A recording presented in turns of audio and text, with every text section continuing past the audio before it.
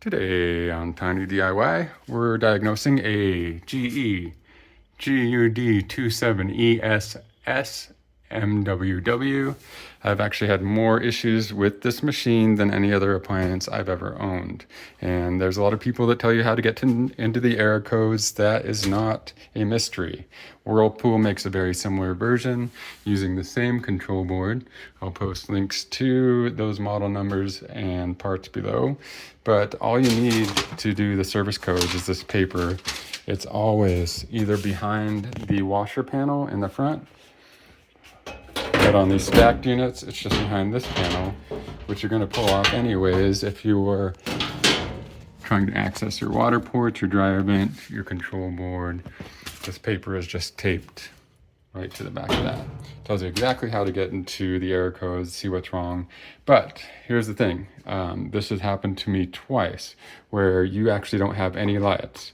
Like it shows nothing here, you turn this, you try to get into the error codes, nothing happens. No lights at all. I'm gonna show you how to fix that problem. Before I do that really quick, I will show you how to get into the error codes really quick. There is a similar model with a blue rinse aid button or a blue fabric softener button, and you see all these people holding both buttons for 3 seconds, 10 seconds, turning the knob 180 degrees, holding it 3 more seconds, letting it go. You've got people opening and closing the lid 6 times. This model with the white fabric softener button, this is all you do. Hold the start button, 180, let it go. No 3 seconds, no 10 seconds, nothing. Wait, it's very slow. Flashing. Now you're in field service mode. From here, you're just going to turn the knob until you get to the desired sequence of lights that you want. Those are all in this paper right here, all taped behind the access panel there. So where you want to go for fault codes is lid locked. So that was back here. Service mode.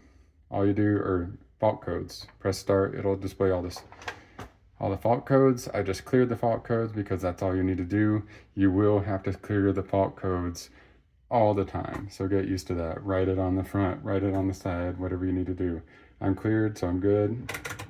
Just gonna hold the start button, get back to normal operation mode. Fault codes are cleared. I had the hardest time with that. I even replaced the little display board in there. I was about to buy a new control board, but here's the actual problem. All of you that are getting a dryer that works, washer does not. Dryer works, washer has no lights at all. It won't do anything. It's not the lid lock, it's not the fault codes. You're actually getting a poor connection on your control board here. And it will not let me turn the flash on. You see, it's actually flashing codes right now. There should be a service manual for this control board. There is not. All right, on the control board, you have your main input. You got ground, common, and line, okay? You also have a fuse right there. There are reports of some people having that fuse blow. My fuse was not blown. All I did was pull this connector. Actually, I ordered a new control board and I was putting it back together, and I put this connector back on and I could see it arcing inside the connector. That means you have a bad connection. And I actually held it to the side.